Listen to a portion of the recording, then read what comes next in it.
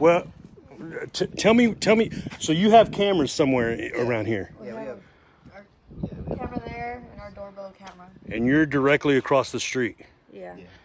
And you gave that footage to DPS. Yeah, a couple of special agents. And obviously they don't want you to show everybody. And you don't want to give it to me because it's pretty graphic and that her family has asked you. Yeah, it's pretty bad.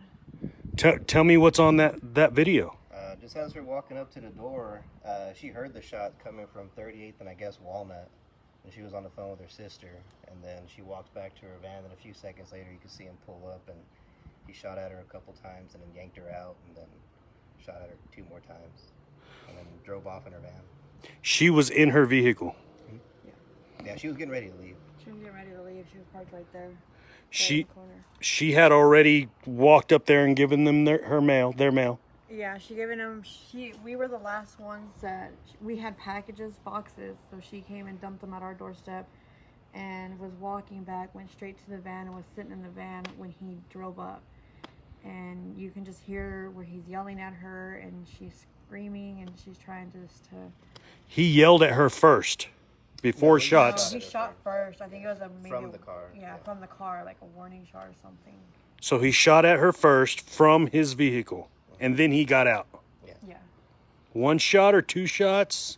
You can't really tell. The brightness was turned up too high, so you can't really make out the whole thing. But you can see at one point where his feet from under the car, you can see him get out and go around the back of his car and then approach her car. And what did he do from there? I guess yanked her out and then shot at her 2 more times. When you guys got home, did you... Well, we never didn't have access to the front of the house. They only let us through the alley, and that was just this morning. And when you guys got here, did y'all think, I've got to check the cameras because... Well, before that, we had the alert, and we saw that there was people ringing our doorbell, and there were crime scening off our fence. So we left our kids with my mom, and then came over here and saw that they were, all up and down the street, and then we gave it to one of the DPS agents, and then from there they told us we couldn't stay the night. And so this morning when we came back by, we saw them out here, and they came into our doorbell, and we shared it with another one of the agents. Wow. We were only access to our house through the alley. We weren't allowed to come through the front. Yeah. What's that like, having this happen and having to see that on Something I'm not ever gonna forget. It was horrible. And that's the reason why we didn't bring our kids home, because we didn't want them to see what was going on. We didn't want them to know what had happened here, so we just kept it to ourselves and we didn't say anything. I personally spoke to Mary's sister and just told her that I was really sorry for everything that happened. She was minutes from our doorstep to what happened, and Mary is the Mel lady. Do you know her? I only talked to her once through our cameras.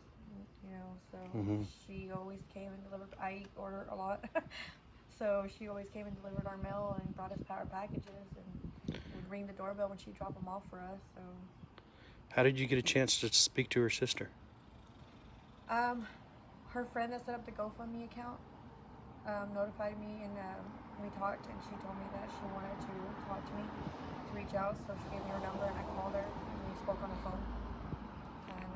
Told her what had happened and what we saw, and she asked me not to share the video, and I told her I didn't feel comfortable sharing it anyways, because it's pretty graphic and just horrible, and you just don't want to hear it, and I mean, she asked for it and we gave it to her, so she has it, but that was for her closure. She was on the phone with her, I knew she was talking to somebody, because on the video you can hear her talking to somebody.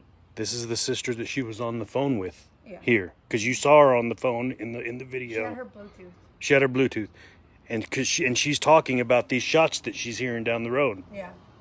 Because her sister told you that, I guess. Yeah. Well, the only reason that we really weren't here at the time is we were at the Walmart when the first shots happened over there. Yeah, right there from the Twin Peaks. We were at Twin Peaks, and we were getting out of the Walmart, heard shots, jumped back in our car with our kids, and took off. And I wanted to come home, but I decided that it wasn't safe for us to come home for some reason, so we went to his mom's house instead. And while we were there, we started getting alerts on our security system, and I didn't think nothing about it. see her all the time in our videos, so I didn't even pay attention to it until we saw the police at our door, ringing our doorbell, you know. So I told them we need to go find out what's going on. So we left our kids and came over here, and that's when we found out, and they told us what happened and that we weren't allowed to come back home for a while. How old are your kids? We have 11, 3, and 6 months old. I guess you're glad you weren't home at the time. yeah, very much so. Okay. Hey, I thank y'all for talking to me. What's your name? Nadine. Nadine. What's your Marquez. last? Marquez. Thank you, Nadine. I'm Victor, so tell her. What's your name? That's Joel. Joel Marquez.